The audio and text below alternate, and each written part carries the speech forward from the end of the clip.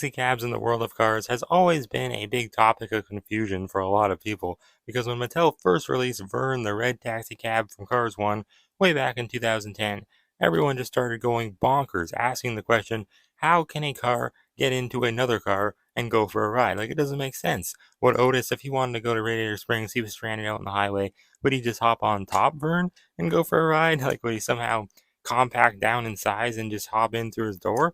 Like, nothing about it makes sense.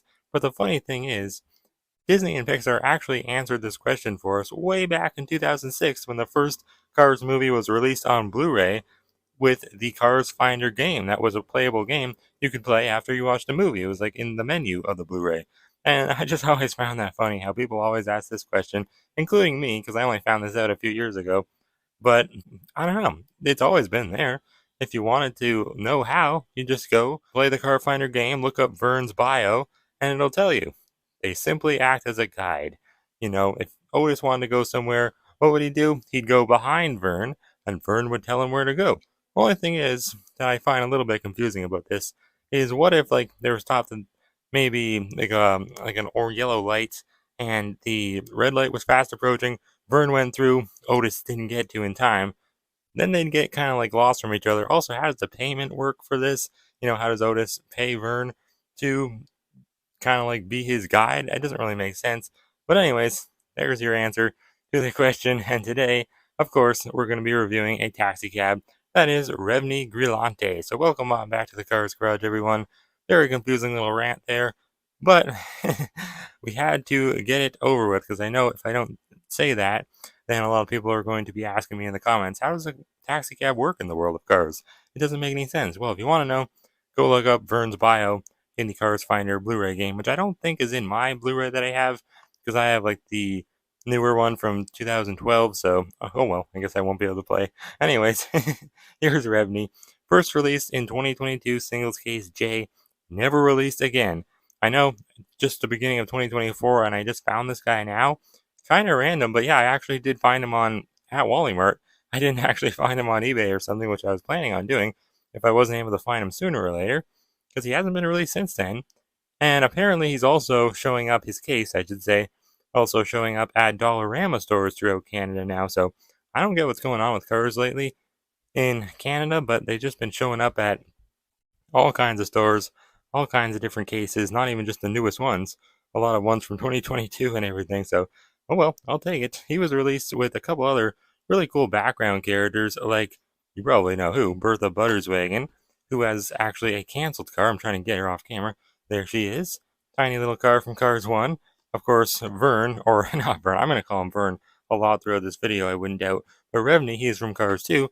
And then couldn't leave Cars 3 out, so they also did a background character from Cars 3, and that's Dana Crankoff, who shares pretty much the exact same model as what's his name? Revney. I'm gonna keep trying to call him Vern or Rodney because his name is actually based on some guy named Rodney A. Brillante, who was apparently like the art coordinator for Cars 2. So it's pretty cool that they gave some guy that worked on Cars 2, you know, a carified name for a Cars 2 character. And, you know, they didn't just use some guy that worked on Cars on the Road or Cars 3 or something like that. You know what I mean? Anyways, as seen in Cars 2 on the back, I love to see it. 2022 was not a great year for Cars 2 releases, but there was a couple cool ones like this guy. And in the following case, in Case K, we got another new one who was for some reason labeled as new. This guy wasn't. And that is Colin Borev, a little green minivan background character. And both of these guys appeared at pretty much in the same scene in Cars 2. Same couple of scenes. At the beginning, at the Wheelwell Motor Court, and then at the end, when Mater's retelling all of his stories from Cars 2. We got Chisaki, Green Ramon, Artist Ramon, Sheriff, Sarge, Lewis Hamilton, Otis, who is a cool re-release, and then Francesco Bernoulli, of course. But, yeah, that's pretty much it for Revney. In the package, he's a little crunched up. I do have two, luckily, though, and neither one are on perfect packaging, so without any further ado, let's open them up right now.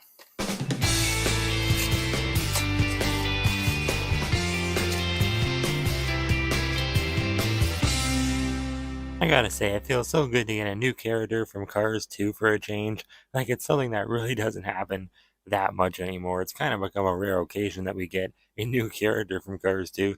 I know that sounds a little funny because, I mean, it's the second Cars movie. You'd think they'd try to make quite a lot of diecasts from it. But I don't know, they don't. Mattel really hasn't been doing that great of a job at releasing cars in the movie. I would say starting in around 2021 is when they really kind of like fell off the wagon. And that's a 9-year run, so that's pretty good. But I'm a little surprised that they've kind of stopped. It seems like these days we're looking to get like 10 to 15 cars from the movie, and most of them are just boring re-releases like World Grand Prix Racers. And I mean, the spies are cool, but still, we've seen them quite a lot now, so nothing too exciting. But anyways, here is Revney. Very cool to see. What's really nice about this guy is that we get a lot of the Tokyo cars and the Italy cars and the London cars, but we've never really gotten all that many Radiator Springs cars from Cars 2. So that's really cool to me because, of course, they're more like American looking models. And not to say I don't like the more exotic foreign car models and everything, I do. I think they're a lot of fun, but it is kind of cool to get some of the more grounded, more mellow cars from the movie. I know he's just a background character, but still nice to get. And of course, Colin, we got in the case after Revney, so we'll be reviewing him soon as well. I did review him a long time ago because I already opened one long ago. I was able to find him in the store, but I never found Revney. And unfortunately, I gave that one away to my cousin, so I don't have the loose Colin anymore, so not a big deal. I'll review them again soon because I have a couple in the package, but it's just cool to get some more characters from the Radiator Springs scenes in Cars 2. And what's really cool about his expression, I really love it, is that it's actually exactly what you'd think he would look like if you saw his expression in the film. Of course, here's where he appears at in Cars 2. In the beginning Radiator Springs scene, when he's at the Wheelwell Motor Court and he's listening to Mater's crazy rant on the phone to Francesco about how great Lady McQueen is and everything like that. And then, of course, he appears later on in the movie in Radiator Springs again. We see him at Flo's V8 Cafe, and he's once again listening to Mater's crazy story about all the amazing adventures he had overseas with Lightning McQueen and Finn and Holly and everything. And I just find it funny how both times we see Revney in the film, we don't actually get to see his face. We only see, I think, like that in the back, like on the right side view of him. So we really only get to see his backside, unfortunately. But you can tell that it says Vern's on his top there. But it's just funny how we don't see his expression yet. This is probably the expression that he would have had on him if we would have seen it because I mean, he's just listening to the craziest tow truck in the world telling these crazy stories, talking on the phone to Francesco and all that. And it's just like, what better expression for him to have than this very scared, kind of like shocked look? I like it a lot. Mattel definitely nailed it for not really having much to go off of for it. They really nailed it. He's looking out to the side, makes him look very lifelike. I love it. And I'm really glad that they put this black line around his windshield because it really separates the eyes from the rest of his white paint because, he already is white and the windshield is white. So it would be easy for it to just kind of get like all mixed together. And I'm glad that it really doesn't because of that. And of course, because of the shadow that they always give to the eyelids on Thailand cars. Looks very nice. Even has some bottom eyelids. That is something that we don't get to see all that often, so that's pretty cool. His mouth obviously looks shocked. Very nice. See his teeth, they even painted it in there. They didn't really have to paint the teeth because it was already white because he's white himself, but they painted the red in there for his tongue. Nice grill and headlights. The grill is like his best part because that's his last name, Revney Grillante. I don't know if it's supposed to be Grillante, if you're supposed to pronounce the L's, or if it's like Grillante, because I think that the real guy he's based off of, Rodney A. Brillante, would probably be Briante, because I think that's like Italian, but I don't know. This guy doesn't look Italian to me in the least bit, because he looks very American, but that doesn't really seem to matter. There's some like cars that had the same model and they're from Tokyo, so it doesn't really seem to matter, even though it looks very American looking. Nice black mirrors on the side, everything all perfectly accurate. I can't find anything looking off to the artwork at the side, and I'm not noticing any mistakes that Mattel made, so that's cool. Got his decal there on the side. It's blue now, because obviously him and Vern work for the same company. Well, Vern owns the company. He is Vern, and Revney just works for Vern. I guess. I don't know. It doesn't really make sense because we learned from his bio, like I was talking about earlier, that he's a one-man show. It's his company and that's it. It's just Vern's. So I don't know if it's just a mistake. They just kind of forgot about that bio they made for him, probably. But we can just think of it as he decided to expand his company into Radiator Springs because Arizona is very close to California, I think, right? I don't know, I'm from Canada, but I'm pretty sure. So I think that's really cool. Just a little bit of, world building. And I like that. Vern Saxey on the side, 938-8885. Very nice. No area code in the beginning. Mine's 519. I don't know what it would be in Arizona, but actually, no, my phone number is 226 it starts with now. I think they changed it here in Canada. Used to be 519. But yeah, very nice. It's weird that Vern does not have that on the side. He only has the logo on the back and, of course, the top. My Vern is very marked up, as you can tell. Well, like, not really in the front or back, but this part's marked up. And then, of course, it's a stupid lenticular eyes version, which I don't like. I don't have the regular one. I'll get him one day. I bet they'll re-release him from Thailand sooner or later. But it says Vern's on the top there. Very nice. It blends in so well with the rest. It's kind of a little odd that he's white because it just blends in, but I guess it's not a big deal. Just stands out more on Vern. It is a separate plastic piece where it never was on Vern's. Same decal on this side, and then on the back, very American looking car. So I don't know why some of the Tokyo cars, like Ito-san for example, had the same model, but squared off rectangular taillights there, big old bumper. It's all like metal though, which is cool because a lot of bumpers nowadays always plastic. I don't like that. And then he even has the license plate very nicely detailed there. It says 9-03HJ. So kind of weird. Usually it's 3 digits and another 3 digits with a dash in the middle. This one is not. It's 1 digit and then 4 digits. And I don't know what that means. Probably 9 for September. I think that's, yeah, it's the ninth month of the year. So September 3rd, and then maybe HJ is someone's initials. Would have been better if they would have made the initials Rodney A. Grillante's or Brillante's initials, the guy that he's based off of, the Cars 2 art coordinator. That would have made more sense, but I don't know. They already had this license plate made like in Cars 2, so they had to get it accurate. Makes sense because like I said, it's the only time we see him is his backside, so we do get to see his license plate in the movie. And then on the top, I don't know what that says. I think California or California. It would suck if it says California because that just kind of it carifies California when in the movie Cars 1 we always hear McQueen refer to it as California, so that doesn't really make sense. And a couple little decals up there, but it's a cool license plate. I like the colors on it. Vern's, what was his? AH4RF. 5 digits. I don't know, maybe it's just different states have different like ways to make the license plates. I'm not sure. What's that say on the top? Dipstick? Oh yeah, dipstick. They always like to put dipstick on the 2010 cars. I forgot about that. That's funny. I really like this car though. I like his rims. They're a little simple looking. He's definitely a simpleton himself, but I like it.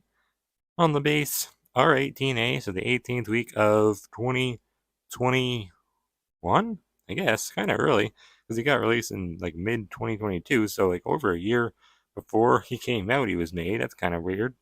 And then 2021 copyright on the bottom. Didn't really expect him to have that, but that's cool, I guess.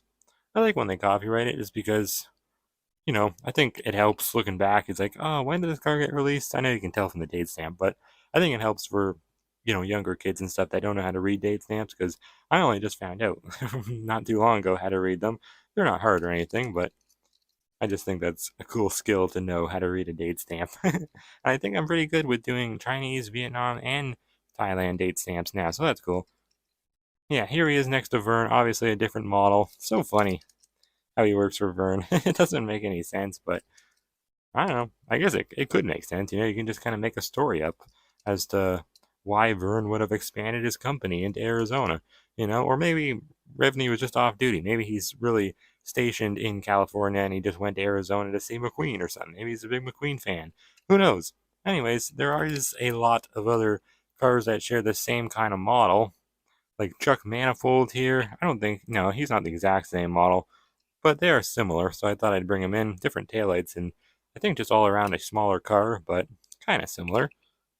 And then, who else do we got? Bob Pulley. He's another taxi cab, so that's funny. Same model pretty much. Obviously, different casting for a lot of these cars, but in the movie, I think it would be pretty much the same model for the most part, similar at least, but he's a Tokyo taxi.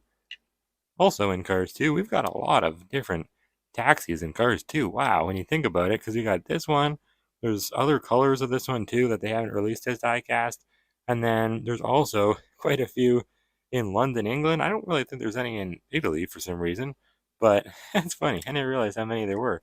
Then we got this guy here, Trent Croto, another car, not a taxi, but similar. pretty much the exact same as Ito-san, even has the same license plate, because I just picked up Ito-san at the Dollarama. They have so many of Ito-san at the Dollarama. I bought 4 for some reason, maybe a little excessive, but I did. And this guy, I didn't realize how similar he was to Ito-san. And then, where's all my other taxis? Let me go find them. 1 second. Actually, I guess that's it for taxis with this same model. I thought there was another one for some reason. I'm thinking of Chauncey Fairs, that's why. But here's Gen Tan Sedan, who is the same model for the most part. Again, different casting, so not the exact same. She's from Cars 3. And they really like to make cars from this model as diecast. It's funny, I never realized how many there were. I've gotten a lot of them recently, too. Like Ito-san I just got, and then Jen's a newer car, so a lot of newer cars with this model. Here's Chauncey Fairs, though, the London taxi cab. Of course, not the same model by any means, completely different. But just thought I'd show him next to Revney. Look at all these cool taxi cabs from Cars 2. I guess I got them all now. That's pretty cool. I think I got them all right.